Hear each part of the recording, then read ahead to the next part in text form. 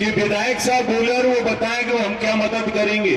बाद में पता लगेगा कि मैं कहूंगा भाई कोई बात होगी तो जवाब हम देते, लेकिन आप लोग भुलवा रहे हैं कमेटी वालों। तो मैं तो एक ही बात कहना चाहता हूं आप लोगों से, जितने भी लोग आए हैं वो हाथ खड़ा करके बता दें कि डोंगरी बांध निरस्त हो, तो बताएं हमें कभी निरस्त चाहते हैं। तो मेरा जो फैसला है वो सुन लो आप, मेरे साथ हैं आप लोग। तो रमेश मीणा आपके लिए वो कहते हैं ना कि आपका पसीना गिरेगा तो वहां हम खून बहा देंगे, और गोली खाने के लिए रमेश मीणा तैयार है, क्योंकि यहाँ भाषण बहुत लोगों ने दिए हैं। सम्मानीय नेता हमारे और भी आए, सबका नाम नहीं ले चुका मैं, और यहाँ विराजमान है। हम एक बात करना चाहते हैं, क्योंकि आप 6 महीने से साल भर से जो भी कर रहे हैं, बार बार मीटिंग होती है। चकेरी में बड़ी मीटिंग हुई, आज जोड़ी में हुई है, बड़ी मीटिंग हुई है। आप निर्णय क्या चाहते हैं? निर्णय पर तो पहुंच नहीं पा रहे हो। अभी हमारे प्रहलाद जी कह रहे हैं कि कलेक्टर साहब आए, ज्ञापन ले जाएंगे। ज्ञापन से क्या होगा? कलेक्टर ले जाएगा तो वो सरकार को पहुंचा देगा, वो फैसला तो नहीं करेगा कि कलेक्टर कह देगा कि भाई निरस्त कर दिया हमने। और दूसरी बात, हमारे विधायक साहब कहेंगे अभी कि मैं आपको मुख्यमंत्री के पास ले जाता हूं, एरीगेशन मिनिस्टर से बात करा दूंगा। तो मुख्यमंत्री से तो हम भी बात करना जानते हैं, मिनिस्टर तो क्या है, मुख्यमंत्री से बात करेंगे तो हम भी कर लेंगे। हम तो चाहते हैं कि आप सरकार में हो, विधायक हो। आप गोठवाल जी बैठे हैं, खंडार के विधायक, वो सुन लें। किरोड़लाल जी मिनिस्टर बैठे हैं।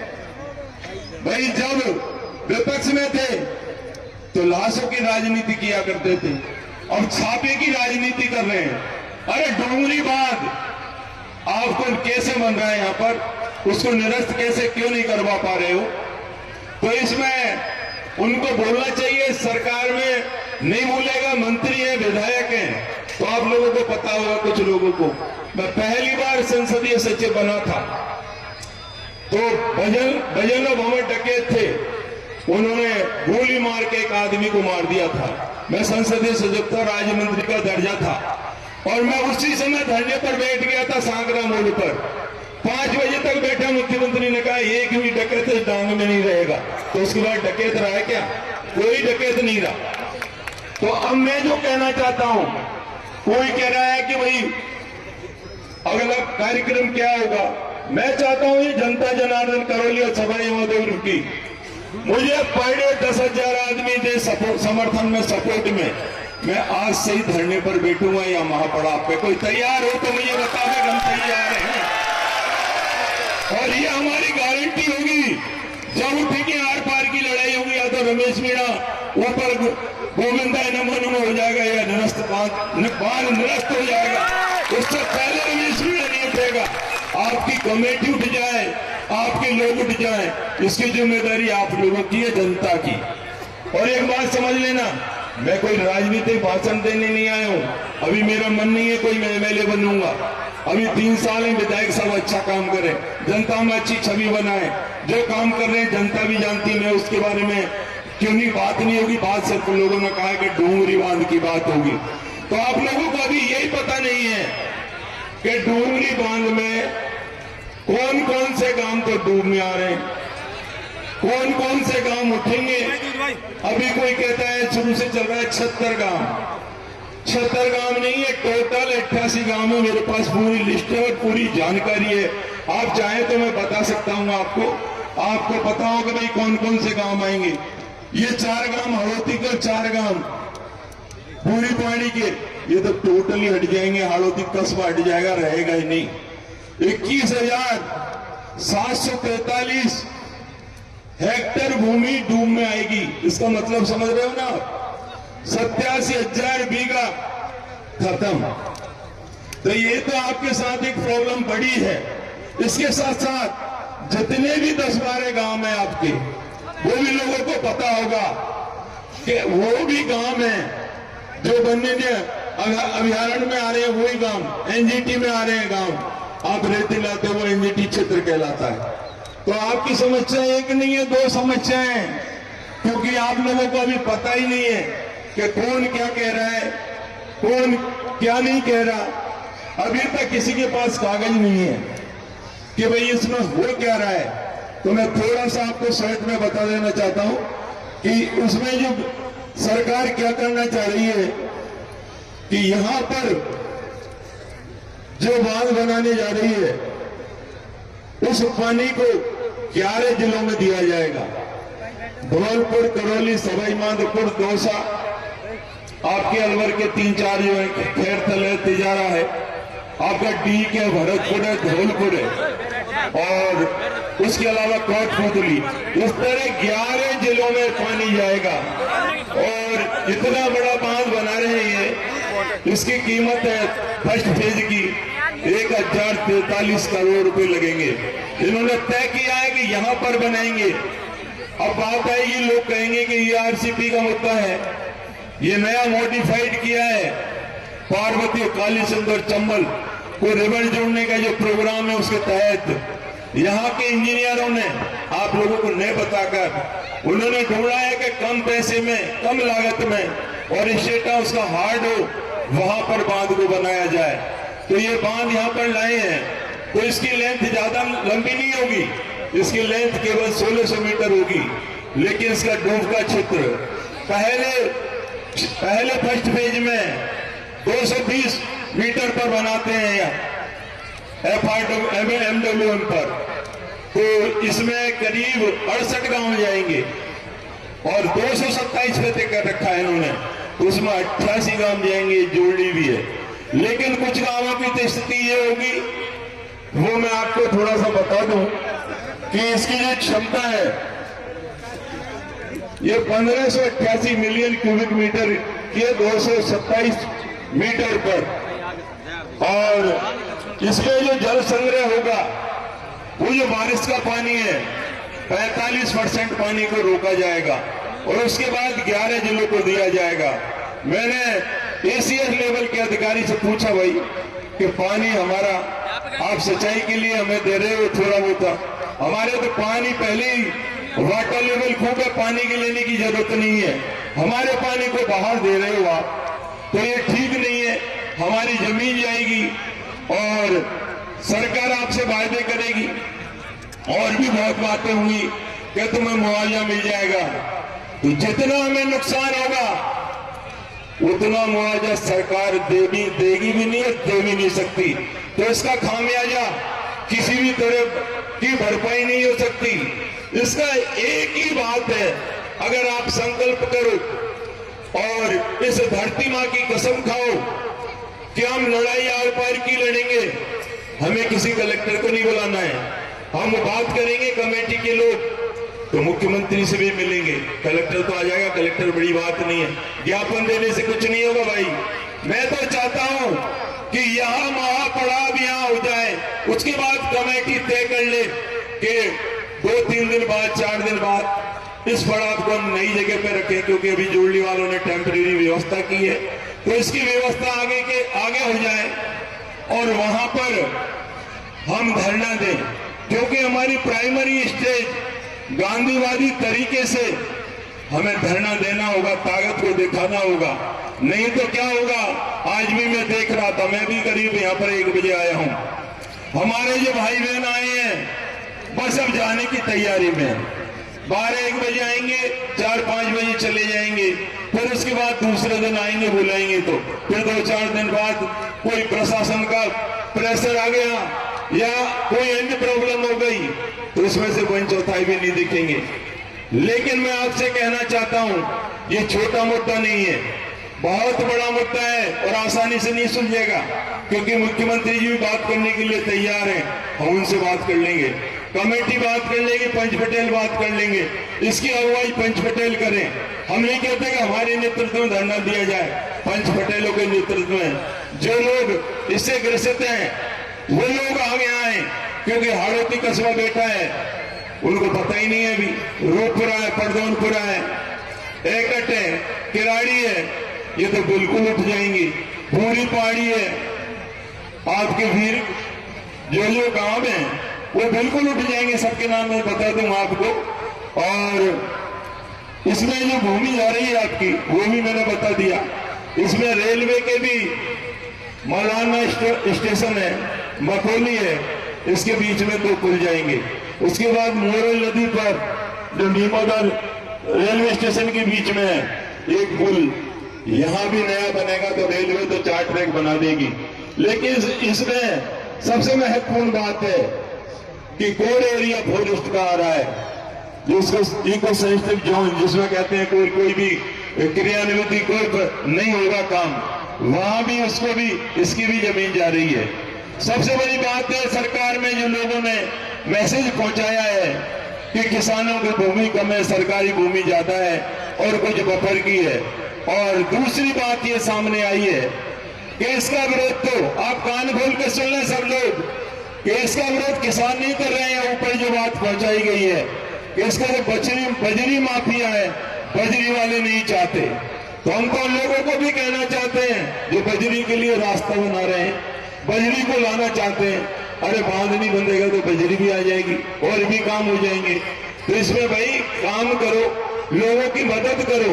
और हम चाहते हैं किसी भी कीमत पर डोंगरी बांध रद्द होगा और होके रहेगा। जनता का साथ चाहिए, समर्थन चाहिए। हम कोई राजनीति नहीं करते, हम आगे लेना चाहते हैं। हमारे विधायक साहब आगे आए, कंडार का विधायक आगे आए, किरोड़ी लाल जी हैं, वो आगे आए। बातें तो बड़ी बड़ी करते हैं कि थूक के चाटता नहीं, वो चाट लिया, फिर मंत्री पद पे वापस आ गए। तो ये बात नहीं बनेगी। चुनाव आता है तो जूतियां उठा लेते हैं पंचों की। अब बात क्यों नहीं सुन रहे भाई, आप सामने क्यों नहीं आ रहे? क्योंकि मैं बात बोल रहा हूं वो खरी खरी बोल रहा हूं, किसी के नहीं है। मेरी गलती होगी, मैंने गलती की, लोगों ने माना जैसा, हमें चुनाव हरा दिए, कोई बात नहीं। बहुत अच्छी, जनता का अच्छा निर्णय है, इसमें कोई बुरी बात नहीं है। जनता सबको मौका देती है, हंसराज जी को मौका दिया है। तो आप चरण ठोकरो मत रहो, इसलिए चरणों में ठोक रोक लगाओ, जनता का काम करो। ठोक लगाने से काम नहीं चलेगा। 2 साल तो आपके निकल गए, क्योंकि मैं आपके सामने बोल रहा हूं, पीछे होते तो नहीं बोलता, क्योंकि हम मना थी पटवालों की।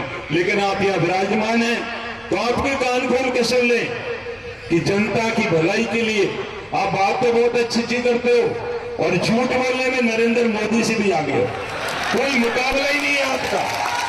पर हम चाहते हैं आप कुछ भी करो, आपको 3 साल मिलने और आगे भगवान दे, हमें कोई आपत्ति नहीं है, आपको और विधायक बनाए, इसमें कोई जनता निर्णय करती है। लेकिन जो जनता की प्रॉब्लम है, वो सबसे बड़ी प्रॉब्लम है कि इधर हमारे साथ डोंगरी बांध के बीच में हमें फंसा दिया है। हमारी जमीनों को ये कब्जा कर लेंगे लोग और बाहर पानी देंगे। अरे हम क्या तापेंगे, यहाँ से पानी ले जाके वहां दे देंगे। अरे सरकार 1000 करोड़ की जगह 4000 करोड़ खर्च करे, उस जगह को चेंज कर दे, ज्यादा से जहां लोगों को कम से कम नुकसान हो वहां ले जाए।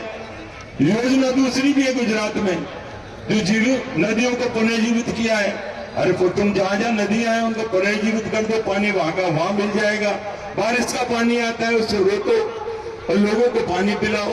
ये क्या तय कर जाएगा 45% इस योजना का पानी 11 जिलों को ले जाएंगे। तो यहाँ कोई चारागाह जमीन है क्या जो मर जाएगा, जो जोत लेगा? ऐसा नहीं जोत पाएगा। तो मेरा आपसे निवेदन है कि आप बिल्कुल सतर्क और सावधानी से, यदि मैं कोई गलती करता हूं तो आप मुझे बताएं। हम चाहते हैं कि भाई जो कमेटी बनी है, कमेटी से पूछा उन्हें कुछ लोगों से कि आपको कोई जानकारी है क्या? आपने कहा हमने आरटीआई में लगाया। ये हमारा पूरा फलंदा मेरे पास है, सरकार जो क्या कर रही है। अभी 4 तारीख को भी मीटिंग हुई, पीपीटी हुई, उसका प्रेजेंटेशन भी मेरे पास है। जितने भी 88 गांवों की लिस्ट हमारे पास है, कौन कितना परसेंटेज प्रभावित होगा, कितना एरिया प्रभावित होगा, कितनी जनसंख्या प्रभावित होगी, जमीन और दोनों का कागज हमारे पास है। लेकिन जो हमारे साथ भेदभाव हो रहा है कि यहाँ पर डोंगरी बांध को लोग संघर्ष कर रहे हैं। दूसरी बात, आपका करौली और धौलपुर, उसमें आपका अभयारण्य का डिनोटिफिकेशन हो गया। अब ये लोग कहेंगे कि भाई ये तो आपकी सरकार में हो गया, ये आपकी सरकार में हो गया। अरे हमारी सरकार चली गई, आप बताओ कि आप क्या करोगे। ये जवाबों में गलियों में मत घुसो, हमारा काम करने के लिए आप विधायक हो। यदि मैं विधायक होता तो मेरी जिम्मेदारी थी, अब आप विधायक हो, इधर उधर मत जाओ। कांग्रेस ने किया, बीजेपी ने किया, हम डोंगरी बांध को रद्द करवाना चाहते हैं। दूसरा हमारा मुद्दा है कि करौली धौलपुर जो वाइल्ड लाइफ का डिनोटिफिकेशन हुआ है वो भी रद्द होना चाहिए। तीसरा मुद्दा जो सवाई माधोपुर जिला आ गया, आपका करौली जिला आ गया, आपका धौलपुर जिला आ गया, तो पूर्वी राजस्थान का आपने पूरा हिसाब कर दिया। तो क्या भारतीय जनता पार्टी राज में नहीं आना चाहती या लोगों का भला नहीं करना चाहती? तो इस मंच के माध्यम से मैं माननीय मुख्यमंत्री महोदय से निवेदन करना चाहता हूं कि छोटा मुद्दा नहीं है, यहाँ के लोगों के लिए रोजी रोटी का सवाल है। वर्षों से लोग रह रहे हैं, यहाँ मंदिर मस्जिद सब कुछ बने हुए हैं, पुराना डैम है इनका, अब इनको उजाड़ दोगे और उसके बाद डैम बना दोगे और दूसरे जिलों को पानी दे दोगे, तो ये अच्छी बात नहीं है और इसको हम किसी भी कीमत पर बर्दाश्त नहीं करेंगे, कोई समझौता नहीं करेंगे। तो अब आप हाथ खड़े करके ये बताएं कि हमें कलेक्टर की जरूरत नहीं है, कलेक्टर नहीं आएगा, कोई जरूरत नहीं है। आप हाथ खड़े करके बताओ कलेक्टर की जरूरत नहीं है हमें तो केवल डोंगरी बांध रद्द के आदेश, चाहे विधायक ले आए, चाहे कलेक्टर ले आए, चाहे मंत्री ले आए, हमें बता दे कि हमने रद्द करवा दिया है, तो उसका स्वागत और सम्मान और उसको बहुत बहुत धन्यवाद देंगे। हम एक ही बात चाहते हैं, दूसरी बात नहीं चाहते। तो मैं आप लोगों से निवेदन करना चाहता हूँ, ये पर्ची लेके खड़े हैं, पर्ची हमारे नेता बोलेंगे, बैठे हैं नरेश जी हैं और भी टिकैत जी हैं, अपनी बात कर लेंगे। लेकिन मूल, क्योंकि ये लोग हमारे सम्मानीय आए, आप लोगों ने बुलाए, बहुत अच्छी बात है, लेकिन लड़ाई तो तुम्हें लड़नी पड़ेगी। मुझे भी कह दोगे मैं कल आ जाऊंगा, जब बुलाऊंगा, जब मैं जिंदा मुर्दा तुम्हारे लिए दफन हो जाऊंगा, बातों से कोई काम नहीं चलेगा। यहाँ पर आंदोलन करना होगा, यही महापड़ाव डालना होगा। अगर मिलने चाहते हो तो, और नहीं चाहते तो मुख्यमंत्री से मिल लो, प्रधानमंत्री से मिल लो। सरकार की योजनाएं ऐसे आसानी से नहीं रुकती है, क्योंकि सरकार भी जब प्रेशर डालेगी तो पंच पटेलों को भी तोड़ती है, दूसरे में हथकंडे बनाती है। बीजेपी कांग्रेस के नेता भी आएंगे, वो टिकट बांटेंगे अभी पंचायत राज के, और उसको भी खंडित करना चाहेंगे कि ये जो योजना चल रही है, जो स्कीम चल रही है, इसको हम कैसे खत्म कर दें, आपस में लड़वा दें। अधिकारी भी तुमसे बात करेंगे, हमसे बात करेंगे, चिकनी चुपड़ी बात करेंगे। तो ये बड़ा निर्णय लेने का समय है। अब मैं थोड़ा सा आपको बता दूंगा, अगर समय है तो, कि कितने काम जाएंगे, नहीं लोगों को पता नहीं है। तो भाषण देना है तो, अगर नहीं बोलना है तो रख दो, मैं आप कहो तो नहीं बोलो भाई, बता दो। अरे यार बोल बात नहीं यार, तुम बोल बात यार, लोगों को भी दिलाना थोड़ा समय का प्लीज। भाई भाषण दिलवाने के लिए जोड़ने के लोगों ने बुलवाया तो भाषण दिलवा लो। हम काम की बात करने आए हैं कि हमारे साथ जो माननीय अच्छा भाषण दे लेंगे सब, लेकिन काम तो ये धरने पर, प्रदर्शन पर, और यहाँ से जो लंबी लड़ाई लड़ेंगे, क्योंकि मूवमेंट यहाँ मंच पे नहीं बनेगा। मैं कह दूंगा ऐसा करना वैसा करना, ये तो बैठ कर तय करेंगे कि हम कहाँ पर आंदोलन करेंगे और कैसे करेंगे और कैसे इस रण को हमें जीतना है। तो आसानी से नहीं होगा काम, और बिना नेता के आप जितने भी पटेल हैं कमेटियां बना लो। मैंने पूछा सबसे कि जानकारी है कि नहीं है साहब, आरटीआई सूचना लगाई नहीं मिली है साहब। तो जब लड़ाई कैसे लड़ोगे आप? लड़ाई तो तभी लड़ी जाएगी चाहे हंसराज जी तैयार हैं आपके साथ, आपका मुद्दा सुलझाते हैं, हम गांव में घर बैठ जाएंगे, हमें बुला लेना कि भाई आप आ जाओ और हमारी लड़ाई में शामिल हो जाओ। मैं तो यही चाहता हूं कि जनता चाहती है, ये गांव 10-15 गांव है जो बिल्कुल उठ जाएंगे, इनको कोई खाने को अनाज नहीं मिलेगा, तो बहुत बड़ी दिक्कत हो जाएगी। तो यदि मन में आपके में सब राजी हो, कमेटी राजी हो, जनता राजी हो, तो हम धरने पर यही आज ही बैठने को तैयार हैं। और लोग अभी से जाने लगे, भैया देख लो। तो ये धरना कैसे चलेगा बताओ आप? क्या करना है, कौन क्या बोलेगा, क्या भाषण देगा? तो मैं ये कहना चाहता हूँ, अगली मीटिंग होगी, आप हमें बुलाएं, धरने पर बैठना है तो आज ही कपड़े लेकर तैयार होके आए हैं, धरने के लिए तैयार बैठे हैं। तैयार हो तो बता देना, यहीं बैठे हैं, हम जाएंगे नहीं। अगला लगता जो भी हो आप बता दें। बोलना ओम प्रकाश जी। और बोलो भाई जो भी है, हमारी बात पूरी रही, पूरी बात आप चाहेंगे तो सुन लेना। हाँ जी। बहुत